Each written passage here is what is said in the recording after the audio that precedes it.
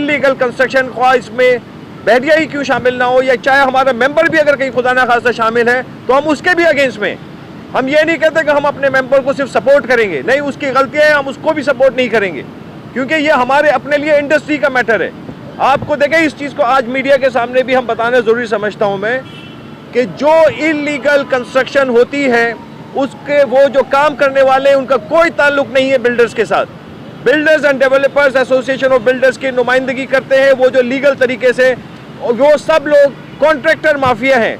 इस चीज़ को डिफ्रेंशिएट करने की ज़रूरत है कि हमेशा आप ये बोलते हैं कि भाई कि इलीगल बिल्डिंग गिरती है, उसकी प्रॉपर कंस्ट्रक्शन नहीं होती है या वहाँ डेमोलिशन की जाती है, कहते हैं कि बिल्डर माफिया। कतई तौर पर ऐसा नहीं है। बिल्डर एक रिस्पेक्टिव तरीके से बिल्डिंग्स बनाते हैं। आज सिर्फ कराची नहीं, पूरे पाकिस्तान में जो कंस्ट्रक्शन आपको नज़र आ रही है, जो लोग आज रिहाइश पजीर हैं, अगर ये बिल्डर्स ने काम नहीं किया होता तो आज सिर्फ कराची में 60% जो कच्ची आबादियाँ या 80% कच्ची आबादियाँ मिलती, पूरे पाकिस्तान में आपको कच्ची आबादियाँ मिलती। तो दुनिया में तो बिल्डर्स डेवलपर्स को इनकरेज किया जाता है कि वो लीगल तरीके से काम करते हैं, उनको प्रमोट किया जाता है। हमारी बदकिस्मती है कि हमें सूबाई लिहाज से या फेडरल लेवल पे भी इन चीज़ों को रिकग्नाइज नहीं किया जाता। तो हम समझते हैं कि हम कहीं पे भी कोई ताल्लुक हमारा इलीगल के साथ ना है ना नहीं कर रहा ना। आप कह दें कि यार आप लोग सब बंद कर दें काम, हम वो भी करने के लिए तैयार हैं। हमें कोई ऐसी चीज़ नहीं है, हमारा कोई झगड़ा नहीं है किसी से, अल्लाह ना करे। हम कोई झगड़ने के लिए थोड़ी आए, हम तो इन लोगों के लिए आए जिनके साथ ये हादसे हो रहे हैं, इस शहर के साथ आए, इन चीज़ों के साथ आए। डेफिनेटली हमारा इन्वॉल्वमेंट है, हम उस बॉडी को रिप्रेजेंट करते हैं जो लीगल काम करती है।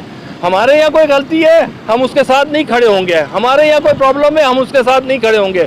लेकिन खुदारा अगर ये शहर काम करेगा, ये टैक्स देता है, 67% टैक्स देता है, इसको अच्छा एनवायरनमेंट दे। ये हमेशा लीड किया है इसने पूरे पाकिस्तान में। हाई राइज कॉन्सेप्ट इसी ने दिया है। इस आबाद के मेंबर ने 70,000, 60,000, 50,000 के फ्लैट दिए हैं शहर में। वो 72 से चली आ रही है ये बॉडी, और 72 से डिफरेंट उसमें सेक्टर्स आते रहे। आज जो मार्केट है डिफरेंट है, लोकस हाउसिंग की बात करते हैं, हर जगह हम खड़े होने के लिए तैयार हैं। लेकिन ऐसा ना हो कि आप ऐसी कोशिश करें कि कल ये बिल्डिंगें तोड़ के लोगों को हमारे घर भेजें, हमारे बच्चों के पीछे भेजें। तो इससे बेहतर है हम खामोश हो जाते हैं, इससे बेहतर है हम छोड़ देते हैं। आप जैसे आपको अच्छा लगे हम वो चीज़ करने के लिए तैयार है। लेकिन खुदा रहा इन लोगों पे रहम करें, इन लोगों का कोई कसूर नहीं, इन्होंने कागज़ देख के लिया है। इनके साथ आज आप अगर चीज़ों को लेके नहीं चलेंगे तो जुल्म होगा, अल्लाह ना करे इसको कोई नुकसान होगा। ये बच्चे, ये बच्चियाँ, इनके आने वाली नस्लें, ये वो नहीं है कि इनके पास कोई ये मिडिल क्लास लोग हैं, अपनी इज्जत अपना वाइट कॉलर के साथ चल रहे हैं। कहीं भी किसी के साथ कोई डॉक्यूमेंट है उसको घर पे बाहर नहीं निकाला जा सकता। तो बस मेरी यही सारी गुंजाइश थी। आज हमने एक एक्शन कमेटी फॉर्म कर दी है, नस्ला टावर की एक्शन कमेटी। मेरे ख्याल से कोई 17-18 दिन हो गए हम यहाँ पे इन लोगों के साथ हैं, और नस्ला टावर के साथ ही नहीं है, कराची में अगर किसी के पास भी लीज डॉक्यूमेंट है और अगर किसी भी गवर्नमेंट अथॉरिटी ने वो डॉक्यूमेंट दिया है तो हम उन सब के साथ हैं।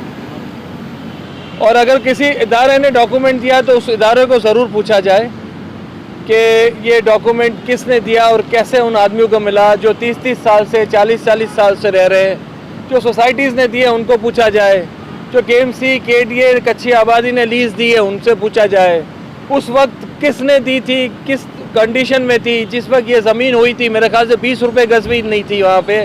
शारा फैसल की वैल्यू ये उस वक्त 53 की बात है जबकि चीज़ें हैं। तो आज हम इसीलिए बैठे हुए हैं कि काफ़ी दिनों से अब कुछ ऐसे लोग, कुछ ऐसा एक ग्रुप जो ये प्रेजेंट करने की कोशिश कर रहा है कि आबाद ने कोई बहुत बड़ा अपना कोई रोल या अचीवमेंट करने जा रहा है और लोगों को बहुत गलत तरीके से मिसबिहेव किया जा रहा है, या लोगों के साथ मतलब कोर्टों के अगेंस्ट। अल्लाह ना करे हम किसी भी कोर्ट के अगेंस्ट नहीं। हमारे लिए सारे कोर्ट्स, सारे prime minister, chief of army staff, हमारी सिंध गवर्नमेंट, पंजाब गवर्नमेंट सब बराबर है। हमारे लिए जो जिसकी रिस्पॉन्सिबिलिटी है उसको वो काम करना चाहिए और वो अपने काम करें। अगर वो काम करेंगे तो शहर कराची बहुत बेहतर होगा। शहर कराची की बात हम कर रहे हैं कि इसके इश्यूज़ अपनी जगह, सेंसस के इश्यूज़ सबसे इम्पॉर्टेंट है, वो करना चाहिए। कराची में 3 टाइप की कंस्ट्रक्शन हो रही है।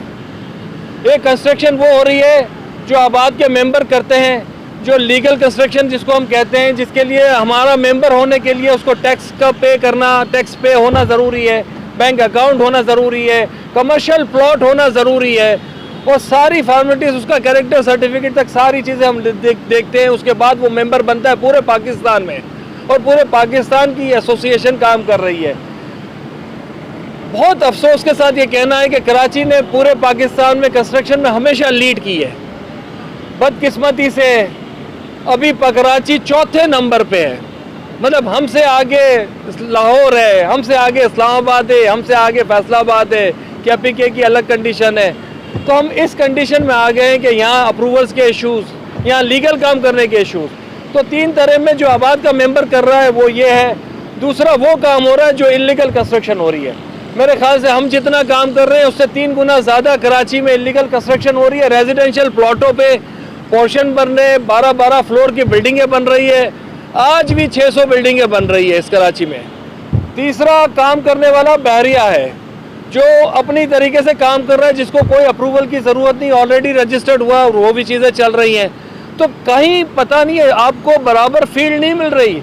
अलग अलग कामों में अलग अलग फील्ड है, तो हम काम करना बहुत मुश्किल हो गया। कोई 40 बिल्डर हमारा इस्लामाबाद में कर रहा है, कोई 30-32 आदमी हमारे लाहौर में काम कर रहे हैं, और कराची से लोग जा रहे हैं। इसलिए कि जहां आपको अपॉर्चुनिटी नहीं मिलेगी, जहां ओवरसीज़ इन्वेस्टमेंट्स की आपको आसानी नहीं होगी, जहां लोगों को एतमाद नहीं होगा, वहाँ लोग हमारे साथ भी नहीं खड़े रहेंगे, इन्वेस्टमेंट्स भी नहीं आएगी।